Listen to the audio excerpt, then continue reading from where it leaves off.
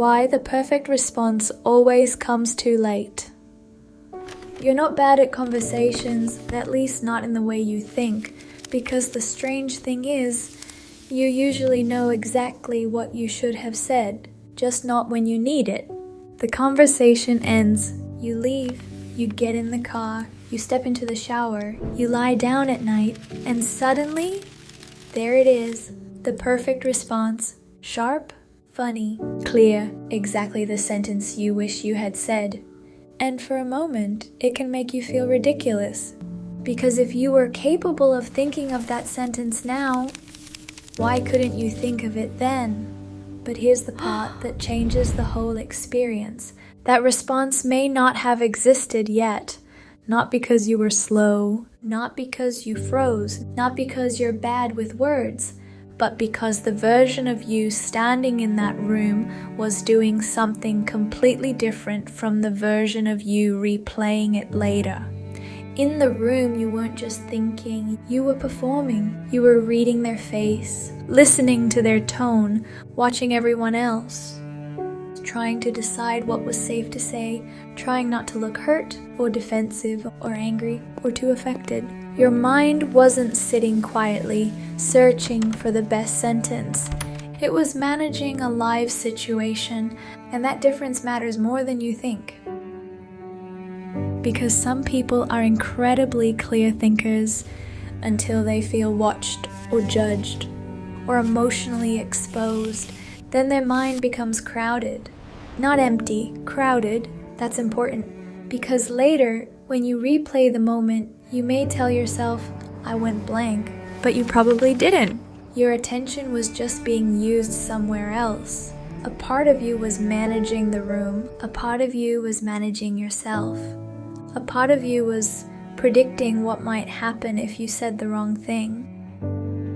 And whatever attention was left had to produce a response quickly enough to keep the interaction moving. So you said something safe or ordinary or awkward. Maybe you laughed. Maybe you explained yourself badly. Maybe you said, it's fine. Maybe you said nothing, and then you left, and something changed. The room disappeared. Their face disappeared. The pressure disappeared. You no longer had to respond in real time. You no longer had to protect yourself from their reaction. You no longer had to choose between honesty and social safety in 3 seconds. And suddenly, your mind had space. That is when the response begins to form. Not because the answer had been hiding somewhere fully written, but because now your brain can finally connect things it couldn't connect while it was busy surviving the interaction. A memory comes back. A feeling becomes clearer. You realize what actually bothered you. You notice what their comment really meant. And then the sentence arrives. This is why the perfect response can feel almost supernatural. It seems like it appeared from nowhere, but it didn't. It appeared after the pressure changed. And this can tell you something important about yourself. Maybe your problem isn't that you can't think fast. Maybe you think best when you feel safe. Maybe your clarity disappears when you feel evaluated. Maybe you need distance before you know what you actually feel. And if that's true, then the late response isn't just about conversation. It may be showing you how your mind works under pressure. Some people get louder when they feel exposed. Some become funny, some become defensive, some shut down, and some become agreeable. They say the thing that keeps the moment smooth, and only later realize what they really wanted to say.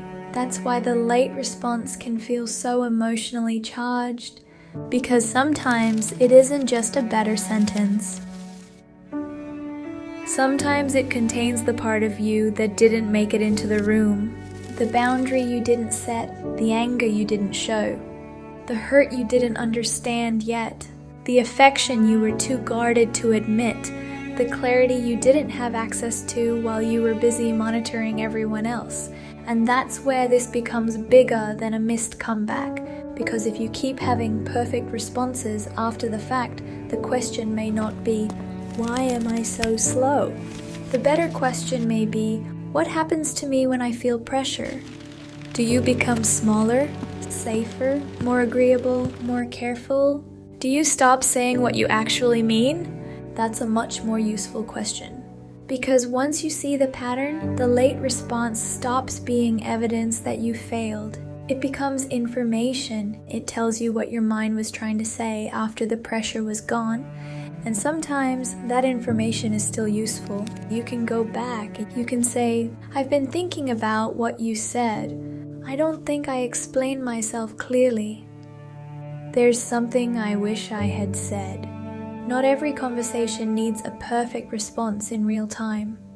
Some conversations allow second drafts, and even when they don't, the late response can still teach you something. The next time someone crosses the same boundary, you may recognize it sooner. The next time you feel dismissed, you may notice the feeling before you swallow it. The next time you want to say, it's fine, when it isn't, you may catch yourself. The sentence that came too late may become the sentence you are ready to say next time. And there's one more reason late responses feel so perfect. They have an unfair advantage.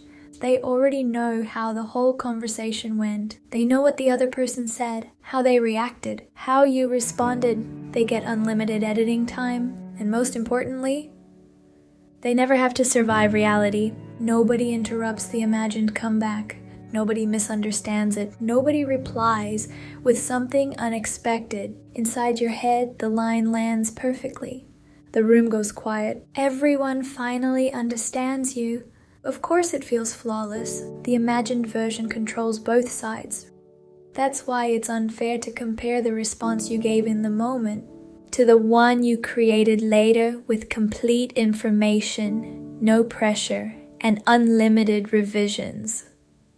The person in the room was responding to a moving situation. The person in the shower was editing a finished scene. Of course, the editor finds better dialogue. So the next time the perfect response comes to you an hour too late, don't immediately use it to attack the version of you who was there. Ask what it's telling you. Was it a boundary, a feeling, a truth, a need, or just a fantasy about finally winning the conversation? Because sometimes the response that came too late isn't really about what you should have said.